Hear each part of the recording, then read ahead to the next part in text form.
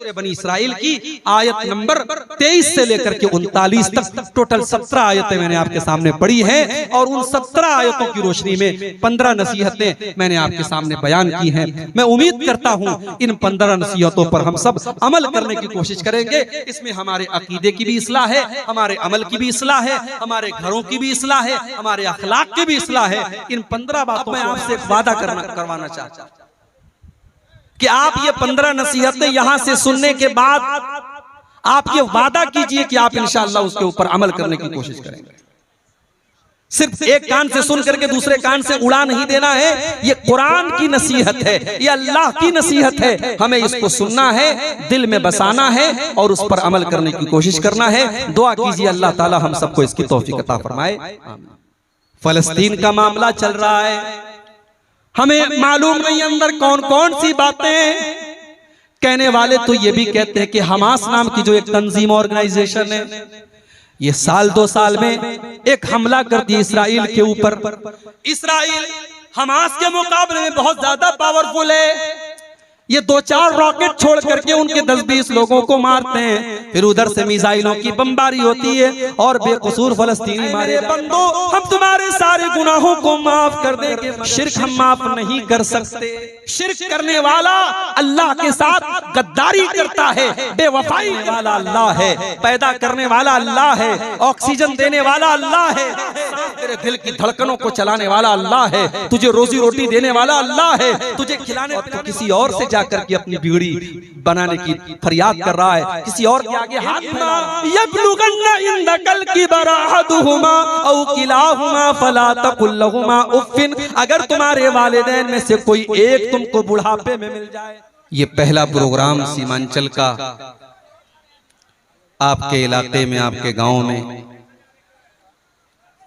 जिसमें मेरी शिरकत हो रही है। अल्लाह के फजलो करम से और आप हजरात की कोशिशों से बड़ा शानदार प्रोग्राम अब तक आपने समाप्त किया। मेरे बाद भी एक मुकर्रिर मौजूद हैं। हम ये भी जानते हैं कि आपके इलाके के ये जलसे और प्रोग्राम, इनका असल मकसद जो होता है, ये जो मदरसे चल रहे हैं गांव-गांव, ये इदारे जो चल रहे हैं, इन इदारों और इन मदरसों के ताउन के लिए, उनके चंदे के लिए, उनको जिंदा रखने के लिए ये प्रोग्राम होते हैं। हम ये भी जानते हैं कि इन प्रोग्रामों में बहुत सारी इस्लाह की भी जरूरत है। कई मर्तबा जमीयत के जरिए ऐलान हुआ कि रात के प्रोग्राम नहीं होने चाहिए, दुकानें नहीं लगनी चाहिए, मर्दों और औरतों का इख्तिलात नहीं होना चाहिए। मगर धाक के वही 3 बात जमीयत अपना ऐलान करती रहती है और जलसे वाले अपने उस पुराने तरीके पर अभी भी चल रहे हैं। न जाने कितनी तकरीरों में खुद मैंने ये बातें बयान की कि भाई जलसों को आप सुधारिए, इस्लाह की कोशिश कीजिए। हमारे यूपी में भी चलते थे रात भर प्रोग्राम, मगर अब माहौल नहीं है, अब मिजाज नहीं है। 12 बजे तक, मैक्सिमम 1 बजे तक प्रोग्राम खत्म। ऐसे प्रोग्राम का क्या मतलब है कि आप रात भर तकरीर सुने और सुबह फजर की नमाज में चंद लोग मस्जिद में नजर आए और जो बेचारे फजर पढ़ने वाले हैं उनकी भी फजर छूट जाए। ये कोई अकलमंदी नहीं है मेरे भाई। ये दीनी प्रोग्राम है, ये दीनी जलसा है। इसका मकसद है कि हम यहां से कुछ इस्लाह का जज्बा लेकर के उठें। अगर आपका जलसे में आने का मकसद तफरीह करना है, इंटरटेनमेंट करना है, मनोरंजन करना है, तो मेरे भाइयों, मैं पहले भी कह चुका हूं और आज भी कह रहा हूं कि फिर आप कोई और तरीका निकालिए मदरसों को चलाने का, जलसे मत कराइए। और हमारे ये चैनल वाले भाई ये नाराज ना हो, मैंने अगर मना किया है चैनलों को रिकॉर्डिंग करने से तो उसकी भी बहुत बड़ी वजह है। और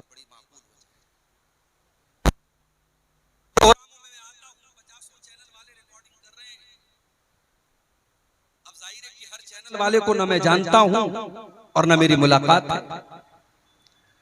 तकरीर मैं कुछ कर रहा हूं, बात मेरी कुछ है, और आप उस तकरीर को यूट्यूब पर अपने व्यू के लिए और अपनी शोहरत के लिए आप कुछ और रंग उसमें दे रहे। कोई भड़काऊ आपने टॉपिक दे दिया, किसी नंगी औरत की तस्वीर आपने लगा दी। मैंने ज़िना के ऊपर तकरीर की, आपने थंबनेल के ऊपर एक लड़की और लड़के की तस्वीर, आपने नंगे मर्द औरत की तस्वीर लगा दी। लोग मुझे फोन करके पूछते, मौलाना आपकी तकरीर में ये तस्वीरें आ रही हैं, आपकी परमिशन से आ रही हैं, आपकी इजाजत से आ रही हैं। यहां तक लोगों ने मुझे मैसेज किया है कि आप इन चैनलों के जरिए आपकी तो माशाअल्लाह बड़ी कमाई होती होगी। मैंने कहा अल्लाह गवाह है, आज तक एक पैसा मैंने किसी चैनल के जरिए नहीं कमाया है। तो भाइयों, आपकी वजह से मेरे नाम पे धब्बा लगा, और मैं 1000 बार कह चुका हूं कि भाई ये हरकतें मत करो। बहुत सारे उलमा के चैनल चल रहे हैं और वो अच्छे ढंग से सही तरीके से चला रहे हैं, कोई उसमें गलत बात नहीं आती। बिहार और बंगाल और झारखंड के चैनल वालों को पता नहीं कब अकल आएगी, वो कुछ भी थंबनेल लगा देते हैं। आप अपने व्यू के लिए, अपने सब्सक्राइबर बढ़ाने के लिए, अपनी इनकम के लिए किसी आलिम और किसी मुकर्रिर की साख मत बिगाड़िए मेरे भाई। हर इंसान की अपनी एक रिस्पेक्ट होती है, अपनी एक इज्जत होती है, और चूंकि इतने सारे चैनल वाले होते हैं, सबको कंट्रोल नहीं कर सकते हम। हर एक चैनल वाले से हम ये वादा नहीं ले सकते कि आप इस तरीके का थंबनेल नहीं लगाएं। इसलिए मैंने जलसे वालों से कहा था कि आप मना कर दीजिए, पाबंदी लगा दीजिए। बहरहाल आज का मौजू बड़ा प्यारा है, बड़ा अहम मौजू है। हो सकता है आपको हंसने हंसाने का मौका न मिले, लेकिन अगर आप गौर से तकरीर सुनेंगे तो इंशाअल्लाह यहां से कुछ लेके जाएंगे, इतनी गारंटी मैं देता हूं। मैंने आपके सामने कुरान के 15वें पारे की सूरह बनी इसराइल की 2 आयतें पढ़ी। आयत नंबर 23 और 24। कुरान आपके घर में भी मौजूद होगा। अगर आप कुरान को तर्जमा के साथ, उसके अनुवाद के साथ, उसके मीनिंग के साथ अगर आपने नहीं पढ़ा है या नहीं पढ़ते हैं तो बहुत बड़ी बदनसीबी की बात है। अगर आप बंगला जानते हैं, बंगला में भी ट्रांसलेशन आता है, हिंदी जानते हैं, हिंदी में भी आता है, इंग्लिश में भी आता है, उर्दू में भी आता है।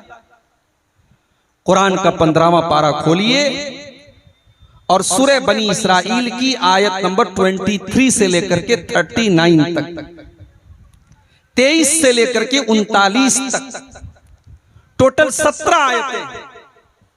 इन्हीं 17 आयतों की तफसीर कह लीजिए, तशरीह कह लीजिए, एक्सप्लेनेशन कह लीजिए, व्याख्या कह लीजिए, मैं आज आपके सामने बयान करूंगा।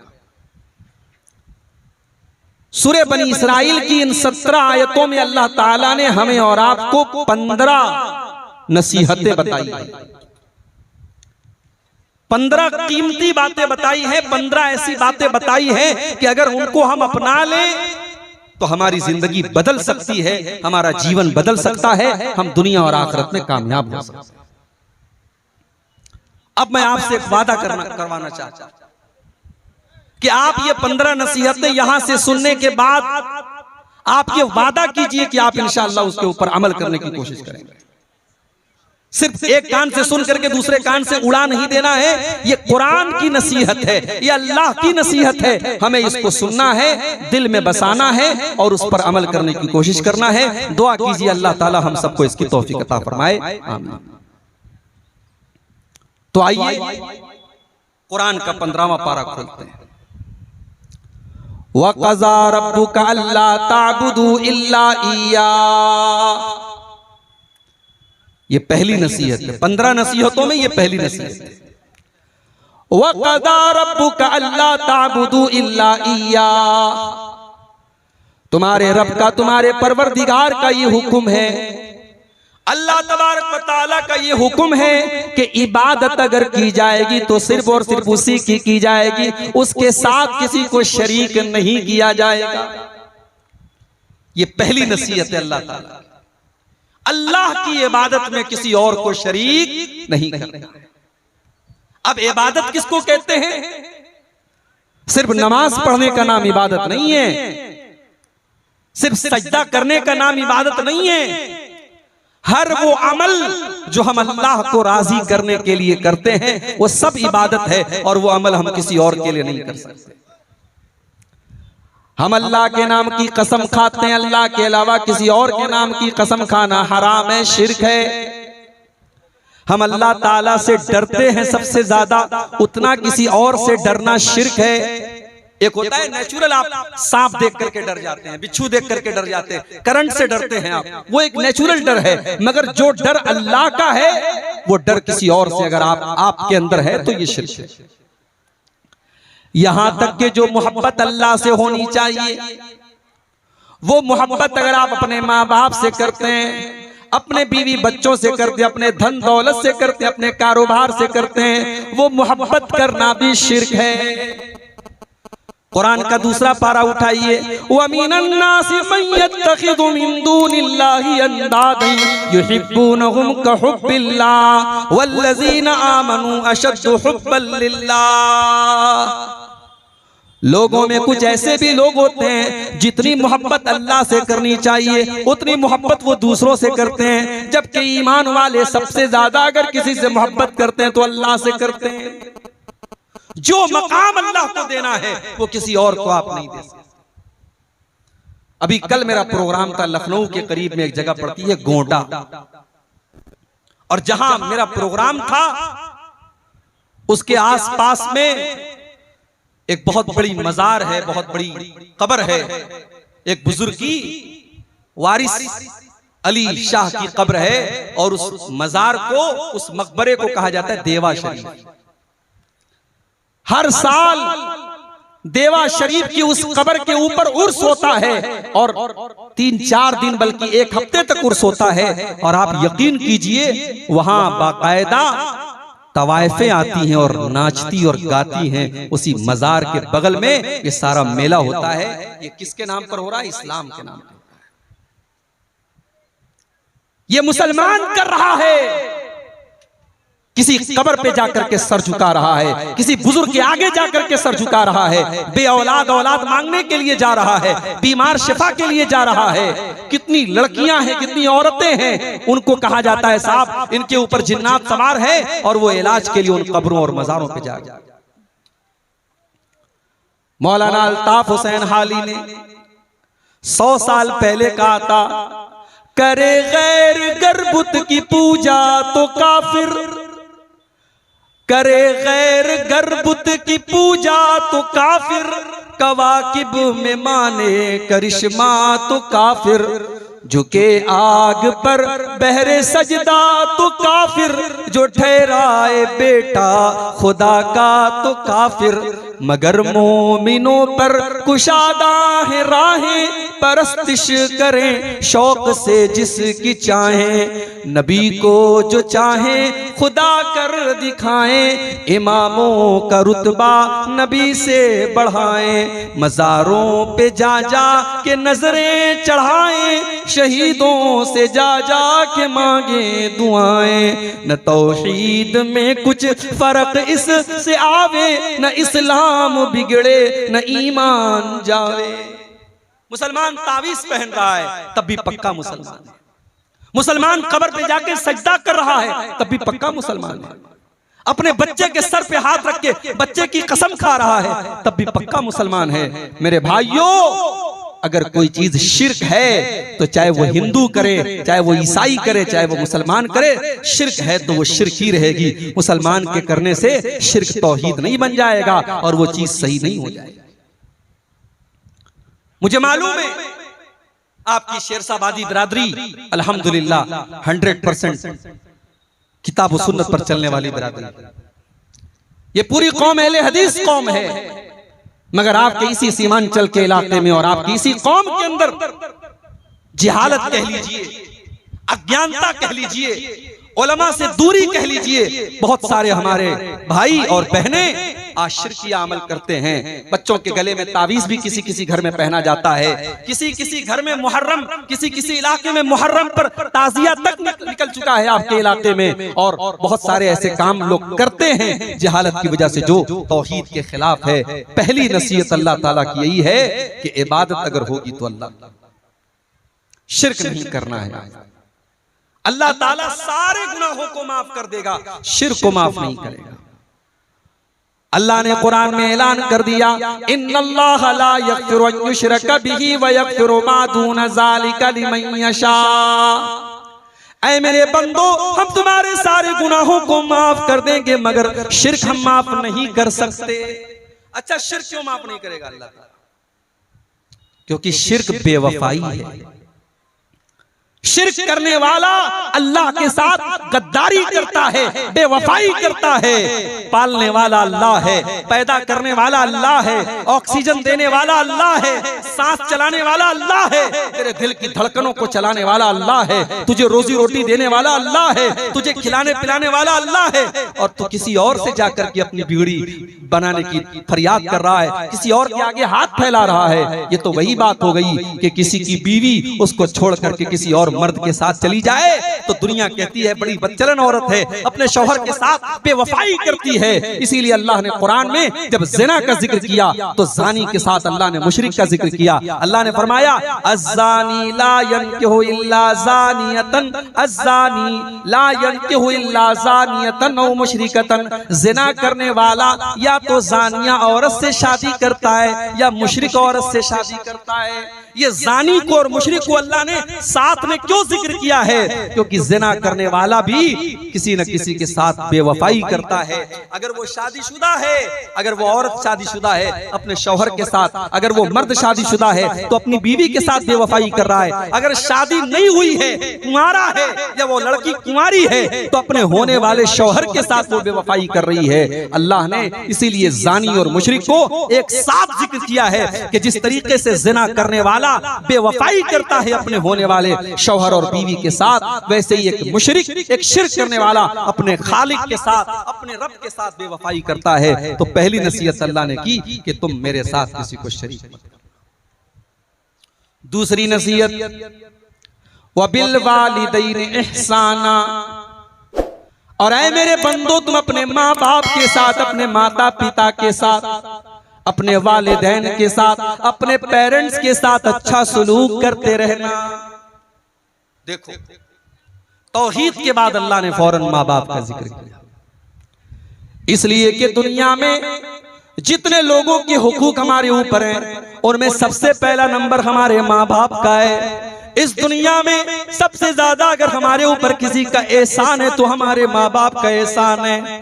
माँ को देखो, 9 महीने अपने पेट में रखती है, 9 महीने अपने पेट में रखने की तकलीफ आपकी माँ बर्दाश्त करती है। और जब 9 महीने पूरे हो जाते हैं, उस बच्चे को अपनी जान पर खेल करके, अपनी जिंदगी को दांव पे लगा करके वो माँ जन्म देती है। बच्चा पैदा हो जाता है, अल्लाह ताला ने ये सिस्टम बनाया कि उसी माँ के बदन में उसके खून जिगर को अल्लाह ताला ने बच्चे की खुराक बना दिया। वो माँ 2 साल तक अपने बच्चे को अपना खून जिगर दूध की शक्ल में पिलाती है। मेरे प्यारे साथियों, उस माँ के एहसानात को तुम कभी नहीं चुका सकते। बाप को देखो, बाप को देखो, बाप रात दिन एक करके, खून पसीना एक करके आपको पालता है, आपकी माँ के ऊपर खर्च करता है, आपकी परवरिश के ऊपर खर्च करता है, आपकी पढ़ाई लिखाई के ऊपर खर्च करता है। बाप अगर इस दुनिया से चला जाए तो बच्चा यतीम माना जाता है, बच्चे को दुनिया में कोई सहारा देने वाला नहीं होता है। बाप बहुत बड़ी छाया होती है, बाप अपने बच्चे के लिए बहुत बड़ा सहारा होता है। ये 2 हस्तियां हैं मेरे भाई जिनका एहसान हम कभी नहीं चुका सकते। अब्दुल्ला बिन उमर ने देखा, एक आदमी खाने काबा का तवाफ कर रहा है, अपने कंधे पर अपनी बूढ़ी माँ को बिठा करके खाने काबा का तवाफ कर रहा है और बहुत खुश बना हुआ है। जब उसने तवाफ को कंप्लीट कर लिया, 7 चक्कर उसने खाने काबा के लगा लिए, अपनी माँ को कंधे पर बिठा करके उसने तवाफ करा लिया, उसने उम्रा करा लिया, उसने हज कंप्लीट कर लिया। अब्दुल्ला बिन उमर के ऊपर नजर पड़ी, कहता है कि अब्दुल्ला इब्न उमर, आज मैंने अपनी माँ का हक अदा कर दिया। मेरी माँ ने मेरे ऊपर जो एहसानात किए थे, है अब्दुल्ला इब्न उमर, आज मैंने अपनी माँ के उन एहसानात को चुका दिया, आज मैंने अपनी माँ के एहसानात का बदला उतार दिया। अब्दुल्ला बिन उमर कहते हैं वला वला ज़फ़रतन मिन ज़फ़रात उम्मिका, अरे तेरी माँ ने जब तुझे जन्म दिया था, तेरी माँ के मुंह से जो चीख की आवाज निकली थी, तेरी माँ जो चिल्लाई थी, अभी तो तूने उस आवाज का भी हक अदा न किया, अभी तो तूने अपनी माँ की चीख का भी हक अदा नहीं चुका सकते हम, और न माँ के एहसानात का बदला चुका सकते, न बाप के एहसानात का बदला चुका सकते। इसीलिए अल्लाह ताला अपनी तौहीद का ऐलान करने के बाद दूसरा हुक्म क्या दे रहा है, वह बिल वालिदैन इहसाना, अपने माँ बाप के साथ मरते दम तक भलाई करते रहो। इम्मा यबलुगन्ना इंदकल किबर अहदुहुमा औ किलाहुमा फला तकुल लहुमा उफ्फिन, अगर तुम्हारे वालिदैन में से कोई एक तुमको बुढ़ापे में मिल जाए या दोनों बुढ़ापे में मिल जाएं, अगर दोनों मिल गए तब तो अच्छी बात है, और एक अगर चला गया, माँ चली गई बाप बचा, बाप चला गया तो माँ बची, जब एक बचाए तो वो तो और ज्यादा तुम्हारी मदद का हकदार है, वो तो और ज्यादा तुम्हारे प्यार का हकदार है। वो अगर अकेला हो गया, कल तक बुढ़िया मौजूद थी, बूढ़े को कोई तकलीफ होती थी बुढ़िया से शेयर कर लेता था, बूढ़ी माँ को कोई तकलीफ होती थी अपने शौहर से शेयर कर लिया करती थी। आज शौहर का इंतकाल हो गया, वो बुढ़िया वो माँ आज अकेली हो गई, वो रात में किसी के साथ अपने दुख दर्द को बयान नहीं कर सकती। इसीलिए अल्लाह ने पहले एक का जिक्र किया, फरमाया इम्मा यबलुगन्ना इंदकल किबर अहदुहुमा औ किलाहुमा, अगर किसी एक को तुम बुढ़ापे की हालत में पालो या दोनों को बुढ़ापे की हालत में पालो, फला तकुल लहुमा उफ्फिन, तो खबरदार अपनी बूढ़ी माँ को, अपने बूढ़े बाप को तुम कभी उफ भी मत कहना, उफ भी मत कहना। अरबी जबान में किसी को तकलीफ पहुंचाने के लिए सबसे हल्का अगर कोई लफ्ज है उफ है। अल्लाह ने कहा कि उफ भी मत कहना, यानी तकलीफ पहुंचाना, उनसे बदतमीजी करना, उनकी आंखों में आंसू लाना तो बड़ी दूर की बात है। तुम्हें अपनी जुबान से कोई ऐसा लफ्ज भी नहीं निकालना है जिससे तुम्हारी माँ को तकलीफ पहुंचे, तुम्हारे बाप को तकलीफ पहुंचे। यहां एक बात की और वजाहत कर देता हूं, जरूरी नहीं है हर मसले में माँ बाप सही हो, माँ बाप की जिद गलत भी हो सकती है, माँ बाप का फैसला गलत भी हो सकता है। अगर माँ बाप की कोई गलत बात है आप मत मानो मेरे भाई, उनकी हर बात मानना जरूरी नहीं है, उनकी गलत बात को आप इनकार कर सकते हो, मगर बदतमीजी करने का, उनको तकलीफ पहुंचाने की अथॉरिटी आपको नहीं है। उनकी गलत बात आप मत मानिए, लेकिन उनके साथ अच्छा सलूक करते रहिए। आपकी बीवी है, माँ की आपकी बीवी के साथ नहीं बन पा रही है, आपने बहुत मैनेज करने की कोशिश की, बहुत संभालने की कोशिश की, लेकिन माँ में और बीवी में नहीं बन पा रही है, सास और बहू में नहीं निभ पा रही, कोई मसला नहीं, आप अपनी बीवी के साथ अलग रहो, आप अपना किचन अलग कर लो, माँ के साथ अच्छा सलूक करते रहो, माँ की जरूरतों को पूरा करते रहो, माँ को कोई तकलीफ न पहुंचाओ। लेकिन जब देख लिया कि ज्वाइंट फैमिली में साथ में रहना बहुत मुश्किल है, तो कोई बात नहीं, आप अपनी बीवी का भी हक अदा करो, बीवी को अलग कर सकते हैं अलग। जरूरी नहीं है कोई, ये फर्ज नहीं है कि माँ और बीवी में नहीं निभ पा रही है, झगड़े हो रहे हैं सास और बहू के, और हम जबरदस्ती दोनों की जिंदगी को आजाद बना के रखें। नहीं, बीवी का हक अपनी जगह है, माँ का हक अपनी जगह है, आप अलग रहिए बीवी के साथ, आप अपना किचन अलग कर लीजिए, रिहाइश अलग कर लीजिए, लेकिन माँ के साथ अच्छा सलूक करते हैं। अल्लाह ने फरमाया उनको उफ भी न कहना, वला तनहरहुमा, उनको कभी डांट फटकार करके उनसे बात न करना, वकुल्लहुमा कौलन करीमा, और जब भी अपने माँ बाप से तुम बात करना तो बड़े अदब के साथ बात करना, बड़ी तमीज के साथ बात करना। तुमने अगर आज MBBS का एग्जाम पास कर लिया, तुम डॉक्टर बन गए, तुम्हारे माँ बाप अगर अंगूठा छाप है, तब भी उनको उनके साथ तुम्हें बदतमीजी करने की कोई अथॉरिटी नहीं है, उनके साथ तुम गलत तरीके से बात न करना। तुम डॉक्टर हो गए तब भी उनके बेटे हो, अपनी माँ के सामने जब भी जाना, अपने बाप के सामने जब भी जाना, वकुल लहुमा कौलन करीमा, उनसे बड़े पोलाइटली लहजे में, बड़ी रिस्पेक्ट के साथ, बड़े सम्मान के साथ, बड़ी नरमी के साथ बात करना। और आगे क्या फरमाया, वक़्फ़िज़ लहुमा जनाह ज़ुल्लि मिनर रहमा, जिस तरीके से परिंदा आसमान से जब उतरता है जमीन पर जब आता है तो अपने परों को समेट लेता है। अपने माँ बाप के लिए अपने परों को समेट लिया करो, यानी अपने माँ बाप के लिए अपने आप को टाइट ना बनाओ, अपने आप को हार्ड ना बनाओ। दुनिया में जितना भी नाम कमा लो, जितनी भी दौलत कमा लो, अपने माँ बाप के लिए हमेशा अपने आप को सॉफ्ट बना के रखो, अपने आप को नरम बना के रखो। वक़ुर रब्बिरहमहुमा कमा रब्बयानी सगीरा। और ये दुआ किया करो कि ऐ मेरे परवरदिगार, मेरे माँ ने मेरे ऊपर जो एहसान किया, मेरे बाप ने जो एहसान किया, आय अल्लाह मैं उनको चुका नहीं सकता, आय अल्लाह मैं तेरे ऊपर छोड़ देता हूँ, तू रहम फरमा। आय अल्लाह जिस तरीके से मेरे माँ बाप ने मुझे पाला है। मगर आज का नौजवान तो माशाअल्लाह मोबाइल चलाने में एक्सपर्ट है, मोबाइल चलाने में एक्सपर्ट है, लेकिन अपनी माँ और बाप के मरने के बाद इस काबिल भी नहीं है कि जनाजे की नमाज खड़े होकर के अपने माँ बाप की जनाजे की नमाज पढ़ सके। अरे ऐसी औलाद से तो बे औलाद बेहतर है। अगर बाप मर गया और माँ मर गई और औलाद अगर इस काबिल भी नहीं है कि अपने माँ बाप की जनाजे की नमाज खड़ी होकर के पढ़ सके, तो ऐसी औलाद किस काम की? कम से कम इस लायक बनो कि कल माँ दुनिया से चली जाए, कल बाप दुनिया से चला जाए, तो खड़े होकर के जनाजे की नमाज में अपने बाप के लिए, अपनी माँ के लिए मग़फ़िरत की दुआ कर सकते। और मेरे भाइयों, ये मदरसे, ये छोटे छोटे मदरसे हैं ना, इनको हकीकत, ये मदरसे बंद हो गए तो आपके बच्चों को जो छोटी छोटी जो दुआएं आती हैं, ये दुआएं भी कोई सिखाने वाला नहीं होगा।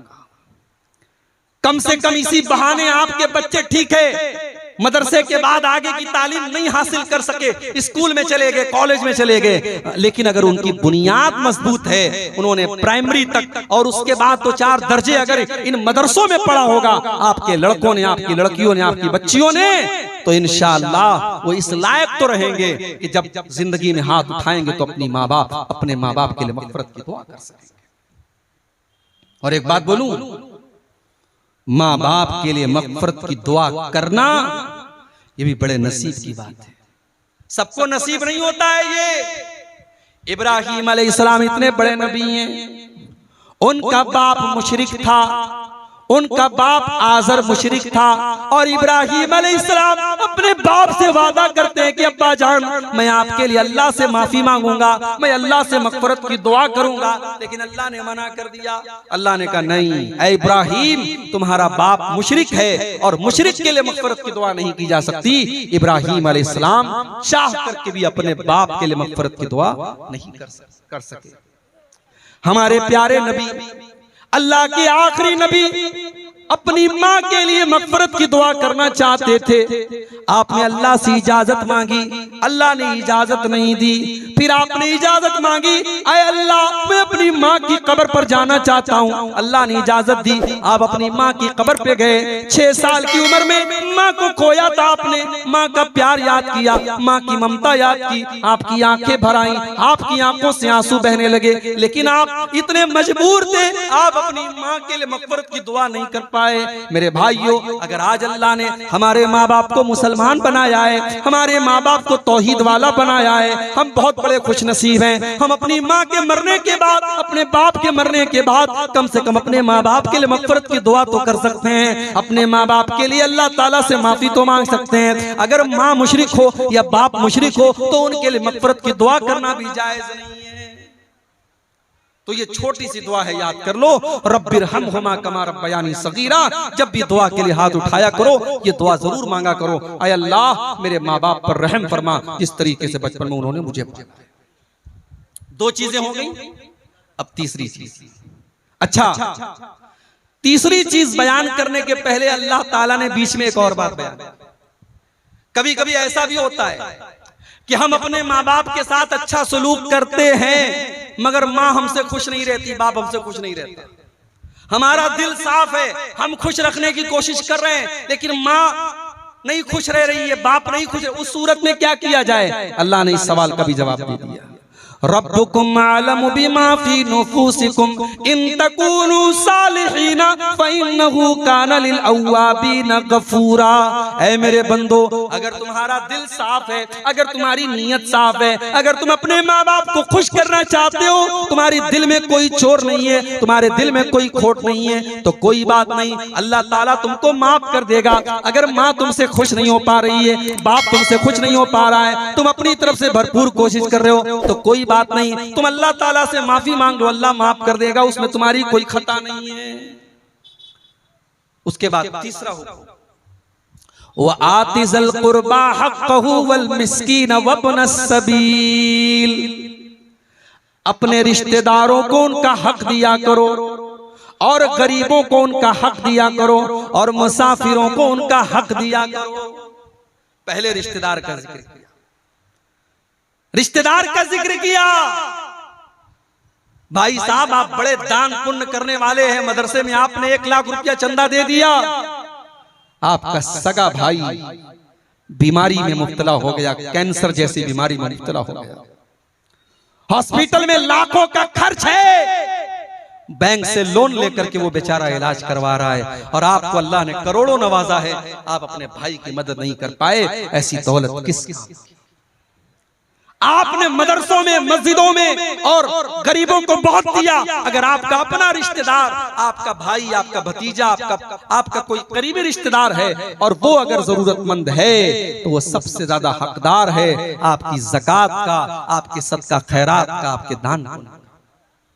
अल्लाह के नबी फरमाते हैं, अस्सदक़तु अला ज़िर्रहिम सिंतान सदक़तुन व सिलतुन, अगर अपने रिश्तेदार को ज़कात दोगे, अपने रिश्तेदार को सदका दोगे तो डबल सवाब मिलेगा, ज़कात का भी सवाब मिलेगा, सदका का भी सवाब मिलेगा, और रिश्तेदार के साथ रिश्ता जोड़ने का भी सवाब मिलेगा। आपके माल में रिश्तेदार का भी हक है मेरे भाई, इसलिए जब मदद करो तो रिश्तेदारों को खास तौर से तरजीह दो कि आपके रिश्तेदारों में कौन जरूरतमंद है। उसके बाद फरमाया वल मसाकीन, और गरीबों की मदद करो, वब्न सबील, और जो मुसाफिर बन करके तुम्हारे घर पे आया है, मेहमान बन के घर पे आया है, उस मेहमान की इज्जत करो, उस मुसाफिर को अगर मदद की जरूरत है उसकी मदद करो।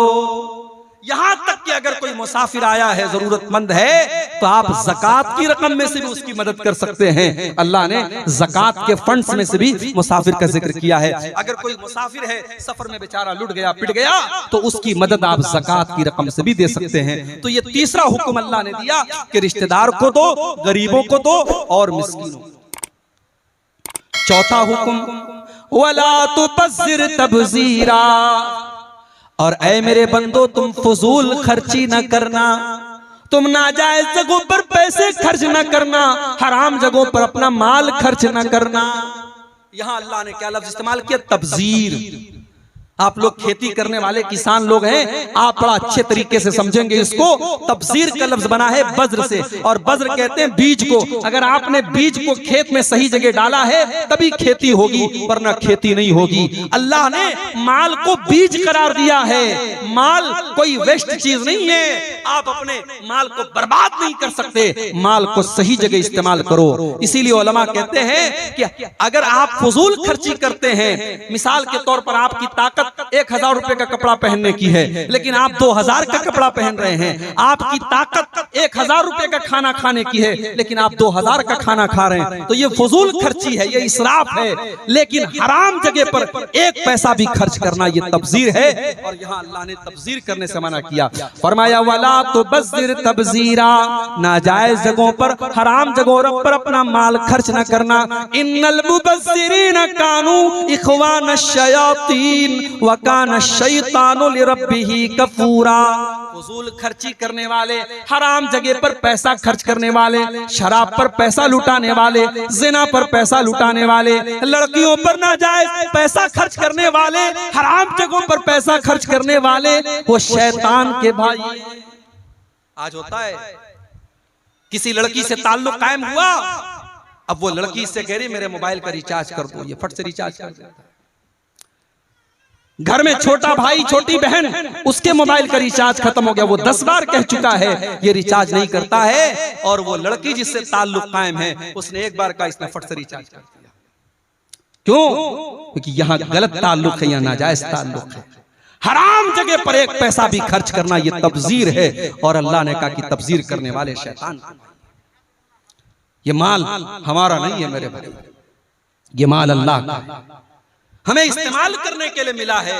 ये माल हमारी प्रॉपर्टी नहीं है, ये अल्लाह की प्रॉपर्टी है। ये माल अल्लाह ने हमें इस्तेमाल करने के लिए दिया है। इसीलिए क़यामत के दिन 5 सवालों का जवाब दिए बगैर हम कामयाब नहीं हो सकते। उन 5 सवालों में ये सवाल भी किया जाएगा, वअन मालिही मिन ऐन इक्तसबहु व फीमा अनफक़हु, तूने माल कहां से कमाया था और कहां खर्च किया था। कहां से कमाया, आपका सोर्स ऑफ इनकम क्या था, और आपने कहां खर्च किया, आपको उसका भी हिसाब देना है। माल आप ये समझ करके खर्च ना करें हम आजाद हैं, जहां चाहे वहां खर्च कर सकते हैं। माल के खर्च का भी हिसाब आपको अल्लाह क्या देना। 4 चीजें हो गई। अब उसके बाद 5वीं चीज, आपके घर पे कोई आया, मदरसे के लिए आया, मस्जिद के लिए आया, कोई गरीब आया, कोई साइल आया, कोई यतीम आया। अभी आपके पास पैसा नहीं है, अभी आपका हाथ टाइट बना हुआ है, आप परेशान हैं, आपके पास अभी उस गरीब की मदद करने के लायक पैसा नहीं है। अब आप क्या करेंगे? क्या आप उस गरीब के साथ बदतमीजी करेंगे? क्या उसको धक्का दे करके निकाल देंगे? जैसे मुंबई वगैरह में और बड़े बड़े शहरों में होता है, हमारे जो मदरसे के चंदा लेने वाले बेचारे मौलवी हजरात जाते हैं, कभी वो मंजर आप जाकर के देखिए तो आंखों में आंसू आ जाएंगे। जिस तरीके से फकीरों की लाइन लगी रहती है, भीख मांगने वालों की लाइन लगी रहती है, मदरसे के लिए सफीर हजरात ये अपना झोला लेकर के और रसीद लेकर के लाइन लगा करके खड़े रहते हैं, और उनको ज़कात इस तरीके से दी जाती है जैसे भीख बांटी जा रही है। याद रखो मेरे भाई, आप ज़कात दे रहे हैं, कोई एहसान नहीं कर रहे हैं। आपको अगर अल्लाह ने 1 लाख का मालिक बनाया है, 1 लाख में 2,500 रुपया आपको ज़कात देना है। अगर अल्लाह ने आपको 1 करोड़ का मालिक बनाया है, 1 करोड़ में 2.5 लाख रुपया आपको ज़कात देना है, और वो ज़कात अल्लाह का हक है, आपके माल में अल्लाह का हक है। अगर कोई ज़कात लेने के लिए आपके घर पे जा रहा है, उसका एहसान मानिए, उसके साथ बदतमीजी मत कीजिए। अल्लाह ने फरमाया, व इम्मा तुरिज़न्ना अनहुम इब्तिगा रहमतिन मिर रब्बिका तरजूहा फकुल लहुम क़ौलन मैसूरा। अगर किसी गरीब को देने के पास तुम्हारे पास उस गरीब को देने के लायक पैसा नहीं है, तुम्हारा हाथ अभी टाइट बना हुआ है, तो उसको बड़े प्यार से, बड़ी नरमी से उसको टाल दो। उससे कहो कि बाद में आ जाना, अभी मेरे पास ताकत नहीं है। उससे झिड़क करके, उससे बदतमीजी के साथ बात मत करना। अल्लाह, किसी गरीब के साथ आपको बदतमीजी से बात नहीं करना है। आप पैसे वाले, आप हैसियत वाले हैं, तो क्या गरीब की अपनी इज्जत और उसकी अपनी हैसियत नहीं होती? किसी साइल और किसी मांगने वाले को भी आपको बदतमीजी से बात नहीं करना है। अल्लाह ने अपने नबी से फरमाया, वो अम्मा साइला फला तनहर, ऐ नबी आप किसी साइल को, किसी मांगने वाले को कभी झिड़क करके बात मत कीजिए। आपको देना हो तो दे दीजिए, ना हो तो मना कर दीजिए, लेकिन बदतमीजी करने का, झिड़कने का, डांटने का अधिकार आपको नहीं है। तो ये 5वीं नसीहत अल्लाह ने की कि अगर आपको देने के लायक पैसा नहीं है, तो आप नरमी के साथ और प्यार के साथ बात करके टाल दीजिए। नंबर 6, छठी नसीहत, वला तजाल यदक मगलूलतन इला उनुकिक वला तबसुतहा कुल्लल बस्ती फतक़ुद मलूमम महसूरा। ये बड़ी प्यारी बात है। अल्लाह ने कहा कि अपने हाथ को अपनी गर्दन में बांध कर मत रखो, इतने टाइट मत बन जाओ, इतने कंजूस मत बन जाओ कि बीवी अपने जायज नमक लाना है, तेल लाना है, आटा लाना है, उसके लिए भी तुम्हारी जेब से पैसा नहीं निकलता। बच्चों की किताब कॉपी लाना है, कलम लाना है, जरूरत की चीजें लाना है, उसके लिए भी तुम्हारी जेब से पैसा नहीं निकल रहा है। पैसा है लेकिन तुम नहीं दे रहे हो, इतने बखील भी मत बनो।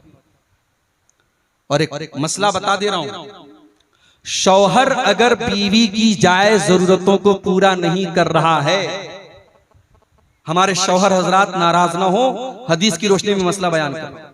अगर शौहर बीवी की जायज जरूरतों को पूरा नहीं कर रहा है, उसका खर्च नहीं दे रहा है, तो बीवी शौहर को बताए बगैर उसके पॉकेट में से, उसकी तिजोरी में से, उसके पर्स में से पैसा ले सकती है। बीवी चुरा सकती है बीवी शौहर का पैसा कब? जब शौहर बीवी का जरूरी खर्च पूरा नहीं कर रहा है, शौहर के पास पैसा है फिर भी खर्च नहीं कर रहा है, तो बीवी बगैर बताए ले सकती है। अब कल से ऐसा ना हो कि साहब आपके पर्स में से 500-500 के नोट गायब होने लगे और आप बीवी से पूछे तो कि अब्दुल गफ्फार साहब ने मसला बता दिया है, मैंने ले लिया है। ये गलत तरीका नहीं अपनाना है। मैंने कह दिया जहां जरूरत है वहां ले सकती है। हजरत अबू सुफियान रज़ी अल्लाह तआला अन्हु की बीवी अल्लाह के नबी के पास आती है और कहती है, अल्लाह के नबी मेरे शौहर बहुत कंजूस हैं, बखील हैं, हमारी जायज जरूरतों के लिए भी पैसा नहीं देते हैं, क्या मैं उनकी इजाजत के बगैर उनसे पैसा ले सकती हूँ? अल्लाह के नबी ने कहा हाँ ले सकती हो। तो बीवी शौहर अगर कंजूस और बखील है, बास शौहर बेचारे बड़े कंजूस होते हैं, अल्लाह ताला हिफाजत करे, और वो अपने बच्चों की जायज जरूरतों को भी पूरा नहीं करते हैं, तो ऐसी कंजूस शौहरों की बीवियां उनकी तिजोरी में से पैसा बगैर बताए ले सकती हैं। अल्लाह ने कहा कंजूस भी मत बनो, वला तबसुतहा कुल्लल बस्ती फतक़उदा मलूमम महसूरा, और अपने हाथों को इतना फैला भी न देना कि बाद में तुमको मोहताज हो जाना पड़े। अपनी चादर के बराबर तुम अपना पैर फैलाना, उससे ज्यादा तुम फैलाओगे तो तुम्हारी चादर खुल जाएगी, तुम बेआबरू हो जाओगे, बेइज्जत हो जाओगे। अपनी लिमिट से ज्यादा खर्च ना करना। एक मसला अक्सर पूछा जाता है, मौलवी साहब क्रेडिट कार्ड इस्तेमाल करना कैसा है? आजकल क्रेडिट कार्ड पर बड़े ऑफर भी आते हैं।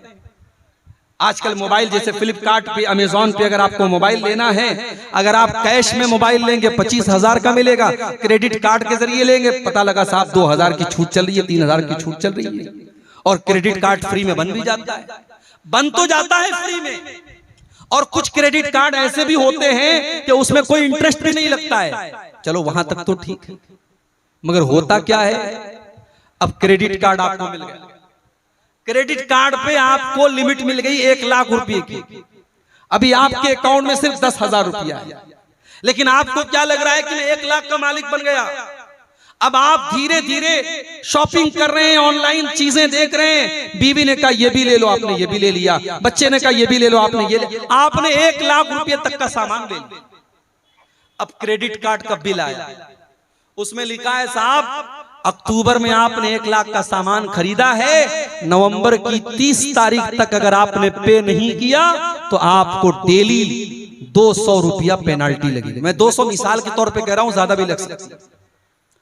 अब ये जो पेनाल्टी लग रही है, एक तो ये हराम है, ये ब्याज है, सूद है, और दूसरे ये है कि आपने अपनी लिमिट से ज्यादा खर्च किया। इसीलिए कभी लोन लेना, लोग ये भी सवाल करते हैं कि लोन लेकर के कारोबार करना कैसा है। बास लोगों ने रास्ता निकाला कि साहब हिंदुस्तान है, यहाँ अगर हम लोन नहीं लेंगे बैंक से तो कैसे तरक्की करेंगे, कैसे हम बिजनेस करेंगे। कोई जरूरत नहीं। मैं कहता हूं ऐसी तरक्की हमें नहीं करना है जिसके लिए हमें गलत रास्ता अपनाना पड़े।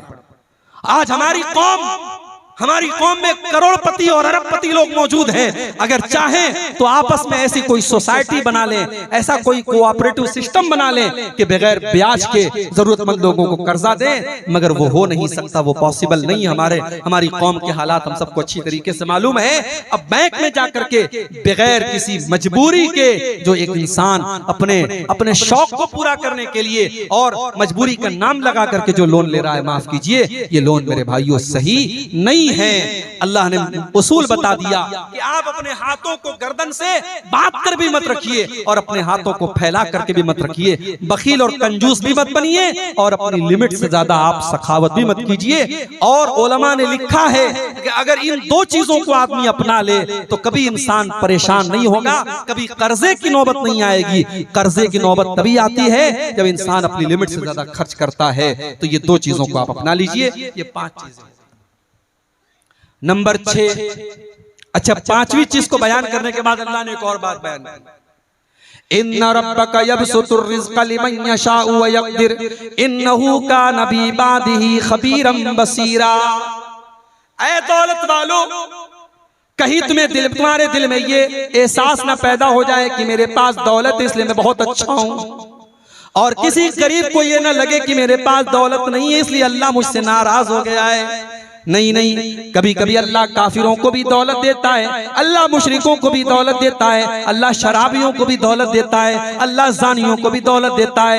इन्ना रब्बका यबसुतुर रिज़्क़ लिमन यशाउ व यक़दिर, अल्लाह जिसको चाहता है रोजी खोल करके देता है और जिसको चाहता है रोजी तंग कर देता है। अल्लाह की रोजी का निजाम उसके हाथ में है। आप जरूरी नहीं है कि आप अल्लाह को नाराज करें तो आपको रोजी न मिले, और जरूरी नहीं है कि आप बहुत मुत्तकी और परहेजगार है तो आपको रोजी मिले। रोजी का सिस्टम अलग है। अल्लाह ने कारून को भी दौलत दी थी, अल्लाह ने फिरौन को भी दौलत दी थी। तो दौलत का निजाम अल्लाह ने अपने हाथ में रखा है। उसकी वजह से कोई ये ना समझे कि दौलत वाले से अल्लाह बहुत खुश है और गरीब से अल्लाह नाराज है, ऐसा नहीं। तो 5 चीजें हो गई।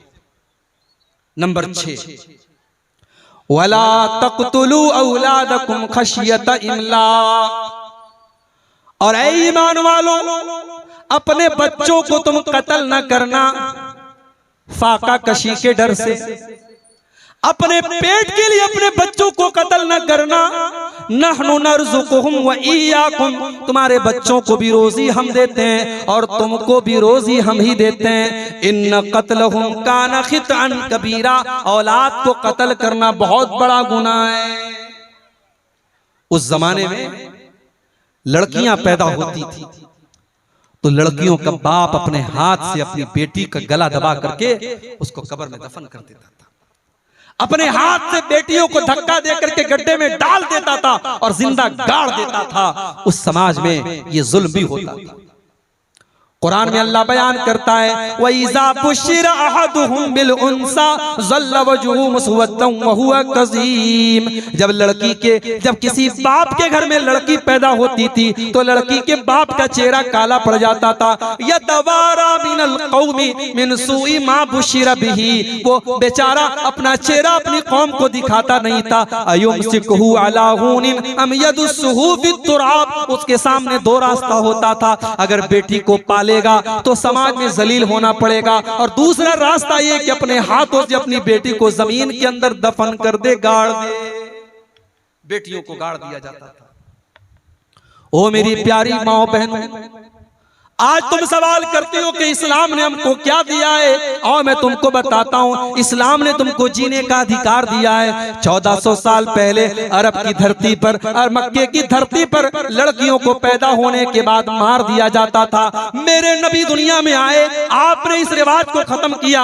आपने दुनिया वालों को बताया बेटी कलंक नहीं है, बेटी पाप नहीं है, बेटी बोझ नहीं है, बेटी तो रहमत बन करके आती है। आपने बेटी को कत्ल करने वाले बाप से कहा, वइज़ल मौऊदतु सुइलत बिअय्यि ज़म्बिन क़ुतिलत, ऐ बेटियों के कातिलों, ऐ बेटियों को कत्ल करने वालों, कल क़यामत के दिन अल्लाह की बारगाह में तुमको हिसाब देना पड़ेगा। तुमने बेटी को क्यों मारा, तुमने बेटी को क्यों कत्ल किया, तुम्हें अल्लाह के हिसाब देना पड़ेगा।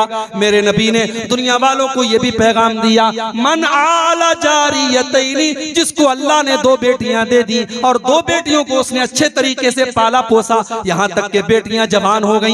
जा यौमल क़ियामति अना व हुवा कहातैन, आपने अपनी दोनों उंगलियों से इशारा करके फरमाया कि 2 बेटियों की परवरिश करने वाला कल क़यामत के दिन अपने नबी के साथ जन्नत में जाएगा। जिस तरीके से ये दोनों उंगलियां एक दूसरे के साथ जुड़ी हुई हैं, वो जन्नत में अपने नबी के साथ जाएगा। जब मेरी तीसरी बेटी पैदा हुई तो मेरे बास दोस्तों ने कहा कि आपकी तो जन्नत पक्की हो गई। मजाक के तौर पे कहा, लेकिन हकीकत में अगर इस हदीस की रोशनी में देखो तो 2 बेटियों की सही परवरिश करने वाले को अल्लाह के नबी जन्नत की बशारत सुना रहे हैं। मगर आज क्या हो रहा है, 2023 चल रहा है, हमारा भारत चांद पर पहुंच गया, चंद्रमा के ऊपर हमारा नाम, भारत का नाम पहुंच गया। मगर आज 2023 में भी भारत के अंदर सरकार को स्कीम निकालनी पड़ती है, बेटी पढ़ाओ बेटी बचाओ। बेटी बचाओ का नारा क्यों लगाना पड़ता है, कभी आपने गौर किया? क्योंकि हर साल हमारे भारत देश में हजारों नहीं लाखों की तादाद में बेटियां अपनी मां के पेट में एबॉर्शन के जरिए मार दी जाती। डॉक्टरों के यहां लिखा हुआ देखा होगा आपने, हमारे यहां लिंग की जांच करना अपराध है हमारे यहाँ, यानी माँ के पेट में लड़का है कि लड़की, हमारे यहाँ जांच नहीं होती है, लिखा होता है, मगर टेबल के नीचे डॉक्टर लोग भी सेटिंग कर लेते हैं। अल्ट्रासाउंड होता है, पता चला लड़की पैदा होने वाली है, बीवी से कहता है नहीं, 4 बेटियां मेरे पास ऑलरेडी मौजूद हैं, इनकी कैसे शादी करूंगा, इनके जहेज का इंतजाम कैसे करूंगा, मुझे नहीं चाहिए लड़की। और डॉक्टर से कहता है इसका एबॉर्शन कर दो, और मां के पेट में वो लड़की मार दी जाती है। और बेदर्दी और बेरहमी इस कदर होती है मेरे भाइयों, अगर आप एबॉर्शन का वीडियो जाकर के यूट्यूब पर देख लें तो शायद आपकी आंखों से आंसू आ जाएं। उस गरीब बच्ची को, उस मासूम बच्ची को, उसका क्या कसूर था मेरे भाई, उसको बोटी बोटी बनाकर और कीमा कीमा बनाकर उसको माँ के पेट में मार दिया जाता है। मैं तो कहता हूँ आज का इंसान 1400 साल पहले दौरे जाहिलियत के इंसान से भी गिरा हुआ इंसान है। कम से कम उस दौर का इंसान अपनी बेटी को पैदा होने देता था, बेटी को दुनिया की शक्ल देखने देता था। आज का इंसान इतना जालिम है, अपनी बेटी को पैदा भी होने नहीं देता। बेटी पैदा होती ही, बेटी के पैदा होने के पहले ही माँ के पेट में बेटी को काट काट के उसके टुकड़े टुकड़े करके मार दिया जाता है। मेरे भाइयों, अल्लाह कह रहा है खबरदार अपनी औलाद को कत्ल। और एक बात और कहूंगा, शेरशाबादी कौम में तालीम की बड़ी कमी है। ठीक है, आपके यहाँ बहुत माशाअल्लाह डॉक्टर भी हुए, इंजीनियर भी हुए, आप ही की बरादरी के एक आलिम मदीना मुनव्वरा में उन्होंने दर्स भी दिया, डॉक्टर अमानुल्लाह मदनी, ये सारी चीजें उपलब्धि है हमारे पास। मगर आज ओवरऑल अगर आप बात करें हमारी इस बरादरी में आज तालीम की बड़ी कमी है। बेटा जहां कुछ करने के काबिल हुआ 14-15 साल का, बाप ने जल्दी से काम पे लगा। बेटा पढ़ने में तेज था, उसके अंदर टैलेंट कूट कूट करके भरा था, वो डॉक्टर बन सकता था, वो इंजीनियर बन सकता था, वो वकील बन सकता था। मगर बाप ने ये सोचा नहीं, बेटा बड़ा हो गया, अब कमा के लाए, पहले हमें कुछ आसानी आ जाए। बाप ने बेटे की पढ़ाई छुड़ा दी और बेटे को अपने साथ काम पे लगा दिया। माफ करना मेरे भाइयों, औलाद को कत्ल करने का मतलब यही नहीं है कि उसके गले पे छुरी चला दी जाए। औलाद को कत्ल करने का मतलब ये भी है कि उसको पढ़ाई और एजुकेशन और शिक्षा के अधिकार से महरूम कर दिया जाए। अगर आपका बच्चा और आपकी बच्ची पढ़ाई में तेज है और पढ़ने में वो इंटरेस्ट रखता है और आप अपने फायदे के लिए उसकी पढ़ाई छुड़ा रहे हैं, तो ये भी औलाद को कत्ल करना है। और इस मामले में हमसे बहुत बेहतर हमारे गैर मुस्लिम भाई हैं। कलकत्ता में टैक्सी में बैठा था और टैक्सी का ड्राइवर गैर मुस्लिम था। मैंने जब उससे पूछताछ की तुम्हारे कितने बच्चे हैं, बच्चियां हैं, उसने कहा मौलवी साहब मेरी 2 लड़कियां हैं, एक लड़का है। मैंने कहा क्या करते हैं वो? कहा लड़का अभी MBA कर रहा है, लड़कियां जो है डॉक्टरी पढ़ रही हैं। मैंने कहा तुम टैक्सी चलाते हो, किस तरीके से तुम मैनेज करते हो? कहा मौलवी साहब मैं टैक्सी चला रहा हूं, मैं नहीं चाहता मेरा बेटा और मेरी बेटी जो है वो भी गरीब और मजदूर बन करके रहे। मैं पढ़ा रहा हूं, मैं रूखी सूखी खा रहा हूं और किराए के मकान पे रह रहा हूं और कलकत्ता के अंदर मैं टैक्सी चला रहा हूं, मगर अपने बच्चों को मैं हायर एजुकेशन दे रहा हूं, मैं उनको आला तालीम दे रहा हूं। ये सोच एक गैर मुस्लिम की है, ये सोच हमारी कब बनेगी? मेरे भाइयों, आज मुसलमानों के इलाकों में चले जाओ, आपको बेहतरीन खाने पीने की दुकानें मिलेंगी, बेहतरीन होटल मिलेगा। मुसलमानों के इलाके होटलों से पहचाने जाते हैं, अच्छे पकवान से पहचाने जाते हैं। मुसलमानों के इलाकों में गोश्त की दुकानें नजर आती है तो समझ में आ जाता है ये मुसलमानों का इलाका है। गैर मुस्लिमों के इलाके में चले जाओ, एक से एक स्कूल आपको मिल जाएंगे, एक से एक कॉलेज मिल जाएगा, एक से एक तालीमी इदारे मिल जाएंगे। हमारी कौम तालीम में बहुत पीछे है। मेरे भाइयों, अल्लाह कह रहा है अपनी औलाद को कत्ल मत करो। औलाद को तालीम से महरूम करना ये भी आज के दौर में कत्ल से कम नहीं है, इसलिए अपने बच्चों को पढ़ाओ। हमारे नबी के ऊपर कुरान की पहली जो वही नाजिल हुई थी, इक़रा बिस्मि रब्बिकल लज़ी खलक़, उसमें पढ़ने का हुक्म दिया गया था। मैं नहीं कहता जरूरी नहीं आप स्कूल में पढ़ाओ, मदरसे में पढ़ाओ, कहीं पर भी पढ़ाओ, लेकिन बच्चों और बच्चियों को पढ़ाओ, उनकी तालीम आप अपने फायदे के लिए करिए। 6 चीजें हो गई। 7वीं चीज, वला तक़रबुज़्ज़िना इन्नहु काना फ़ाहिशतन व साअ सबीला। और ऐ मेरे बंदो, तुम ज़िना के करीब भी न जाना, तुम ज़िना के पास भी न जाना। हाय हाय, अल्लाह ये भी तो कह सकता था ज़िना मत करो, अल्लाह ने ये नहीं कहा। अल्लाह ने कहा वला तक़रबुज़्ज़िना जिना इतनी खतरनाक चीज है, उसकी बॉर्डर के करीब भी न जाना। नेपाल की बॉर्डर पर आप चले जाओ, अभी बॉर्डर शुरू भी नहीं हुआ है, अभी आप इंडिया के अंदर मौजूद हैं, लेकिन बीएसएफ के खेमे लगे हुए हैं, बॉर्डर के जो सिपाही उनके खेमे लगे हुए हैं, बॉर्डर की सुरक्षा करने वाले सिपाहियों की वहां पे उनके खेमे लगे हुए हैं, जो ये बता रहे हैं कि बॉर्डर करीब आ चुकी है, अब यहाँ संभल करके रहना है। आप बॉर्डर पर कोई हथियार लेकर के नहीं जा सकते, कोई इलीगल चीज, कोई गैर कानूनी चीज लेकर के नहीं जा सकते। मेरे भाइयों, अल्लाह कह रहा है वला तक़रबुज़ ज़िना, मेरे बंदो तुम ज़िना के करीब भी न जाना। लड़की बन संवर करके घर से निकल रही है, लिपस्टिक लगाकर, पाउडर लगाकर, सज धज करके, सवर करके निकल रही है, अपने जिस्म की नुमाइश करके निकल रही है। मेरे भाइयों, क्या वो ज़िना की दावत नहीं दे रही है? क्या वो दुनिया वालों को ये आमंत्रण नहीं दे रही है, ये दावत नहीं दे रही है? ओ लोगों, देखो मैं कितनी खूबसूरत हूँ, मेरे हुस्न का दीदार करो, मेरे जिस्म का दीदार करो, मेरे शरीर को देखो।